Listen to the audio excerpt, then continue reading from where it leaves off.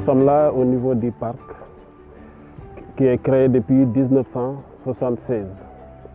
À sa création, il y avait deux objectifs principaux. Le premier objectif d'abord, c'est la protection des colonies nicheuses. Chaque année, le parc national de la langue de Barbarie reçoit des milliers de couples d'oiseaux qui quittent l'Europe à cause de l'hiver pour venir se reproduire au niveau du parc de la langue de Barbarie. Et là, on a un point focal qui se trouve l'îlot de reproduction. Au niveau du parc, on a recensé en moyenne environ 225 espèces d'oiseaux, de toutes espèces confondues, des oiseaux d'eau de même que des oiseaux terrestres, répartis pratiquement en trois catégories: des oiseaux sédentaires, qui sont des espèces qui restent ici toute l'année. En deuxième position aussi, on note aussi les espèces aussi erratiques, comme c'est des espèces qui ne sont pas ni migrateurs ni sédentaires, mais qui viennent ici pour un temps bien déterminé.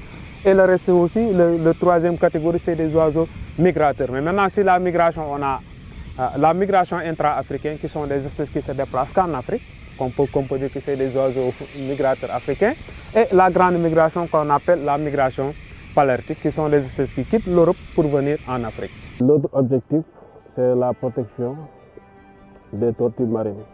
Parmi les 7 espèces, le parc national de la langue de Barbarie reçoit 4 espèces.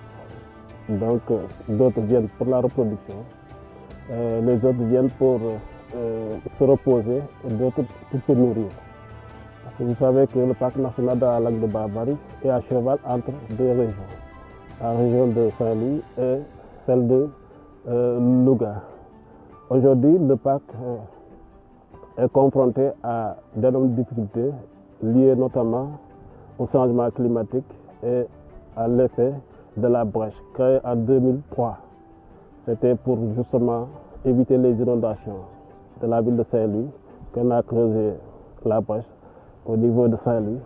Et cette brèche a fait son bonhomme de chemin. Aujourd'hui, elle a parcouru presque 7 km et actuellement est au cœur du parc. Donc toute la zone qui était censée accueillir des espèces de tortues est aujourd'hui menacée. L'autre aspect, c'est l'îlot de reproduction. Cet îlot, qui faisait 2 hectares au départ, a perdu presque un tiers de sa superficie. Et donc le parc est aussi périphérique à 17 villages. Et tous ces villages-là, qui avaient vocation agricole, aujourd'hui sont menacés sous l'effet de la salinité et de l'érosion fluviale. Donc le parc, pour faire face à cette situation, a mis en place des systèmes d'adaptation et de résilience, notamment en mettant en place des reboisements. Chaque année, nous mettons en place une pépinière composée de filao que nous allons reboiser chaque année, au moins 10 hectares. L'autre aspect, c'est le reboisement de mangroves. Dans la mangrove, on a ciblé 2 espèces principales. On a d'abord le rhizophora, qui n'a pas besoin de pépinière. Il suffit juste de prendre les propagules que nous allons essayer de planter. Et l'Avicennia, qui a une sylviculture un peu plus compliquée. Pour cette année, on a mis en place une pépinière de 4000 plants d'Avicennia. Donc la pépinière d'Avicennia n'a pas besoin d'arrosage parce qu'elle est arrosée à travers les marées montantes et les marées descendantes.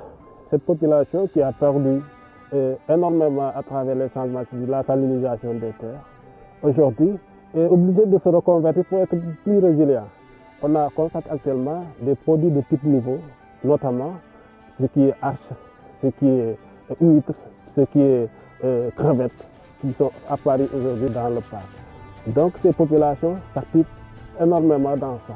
Et là, il y a 2 sites de transformation qui sont mis en place pour mieux valoriser les produits. Les femmes qui s'activent dans la récolte de ces produits de mer pour tirer le maximum de profit.